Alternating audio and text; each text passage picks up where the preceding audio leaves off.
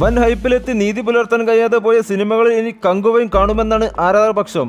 തിയേറ്ററിൽ നിന്ന് തന്നെ കണ്ടാൽ അതിന്റെ വിസ്മയം തിരിച്ചറിയാൻ കഴിയുമെന്നിരിക്കെ സിനിമയ്ക്ക് സമ്മിശ്ര പ്രതികരണമാണ് ലഭിക്കുന്നത്. 350 കോടി രൂപയ്ക്കാണ് കങ്കുവ റിലീസ് ചെയ്തിരിക്കുന്നത്. OTT റൈറ്റ്സ് വിറ്റുപോയത് 100 കോടിക്കും. ആമസോൺ പ്രൈം വീഡിയോയ്ക്കാണ് ചിത്രത്തിന്റെ റൈറ്റ്സ്. OTT റൈറ്റ്സ് വിറ്റതായിട്ട് 100 കോടി രൂപയ്ക്കാണ്. OTTയിൽ എപ്പോഴായിരിക്കും കങ്കുവ എത്തുക എന്നതിനെ കുറിച്ച് ഔദ്യോഗിക പ്രഖ്യാപനം ഉണ്ടായിട്ടില്ല.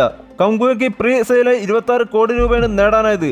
സിരത്തെ ശിവയ്ക്കും മദർ കർക്കിക്കുമൊപ്പം തിരക്കഥ എഴുതുന്നത് ആദിനാരായണനും ആണ്. 1070-ലും 2024-ലും 954 വർഷത്തിന്റെ വ്യത്യാസത്തിൽ നടക്കുന്ന 2 കഥകളാണ് സമാന്തരമായി സഞ്ചരിക്കുന്നത്.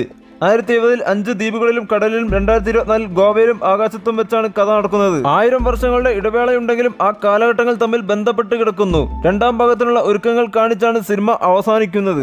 കങ്കുവ എന്ന ചിത്രം കണ്ട് പ്രേക്ഷകരായ നിങ്ങളുടെ അഭിപ്രായങ്ങൾ കമന്റ് ചെയ്യുക. വീഡിയോ ഇഷ്ടമായി ലൈക്ക് ചെയ്യുക, ചാനൽ സബ്സ്ക്രൈബ് ചെയ്യുക. ഞങ്ങളുടെ പുതിയ വീഡിയോയുടെ നോട്ടിഫിക്കേഷൻ നിങ്ങളുടെ ഫോണിൽ എത്തുന്നതായിരിക്കും.